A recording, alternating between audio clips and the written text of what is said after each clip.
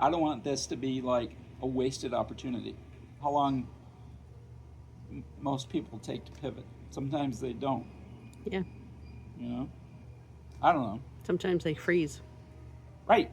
Or they realize, oh, this is good enough. Mm-hmm.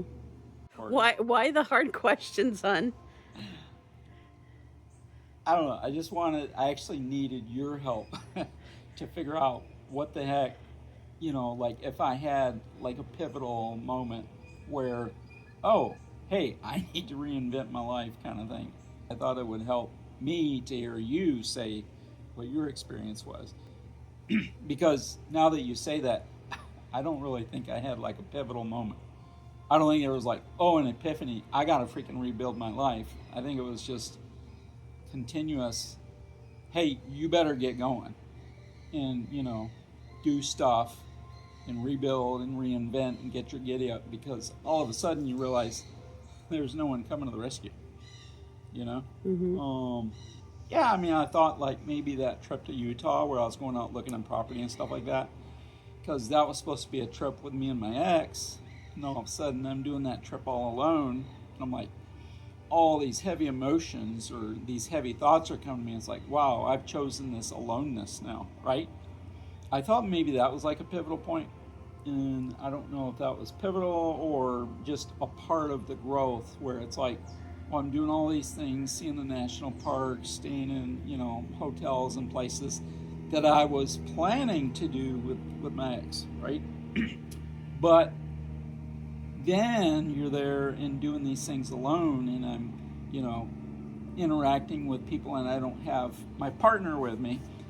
But it kind of, a lot of stuff landed quickly because that was within, I think, a few weeks of moving out. And I thought, that's the pivotal moment where I was like, I got to rebuild. No, I think the pivotal moment was just the trial and error and the crap of online dating, just garbage. And I think there was a lot of moments where it's like, I want to level up. I don't want to just take this chance of freedom, of newness, of singlehood, of being the author of my own fate. So it's just like blast off, really try to get my giddy up, my energies, and figure out who I want to be in a few years, like that. So it's not wasted time, right? So was there a pivotal moment? Maybe ish, but there were several little mini moments.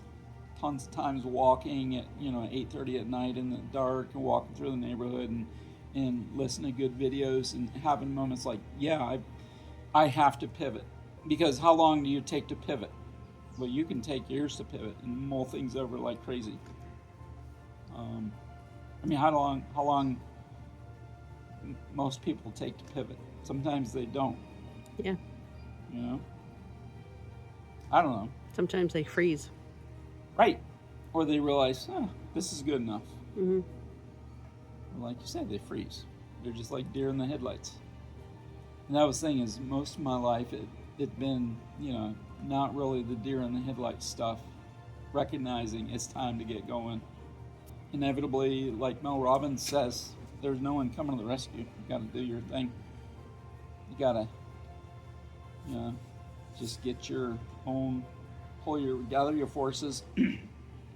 That phrase we were talking about, burn the ships, was some Spanish conqueror, conquistador.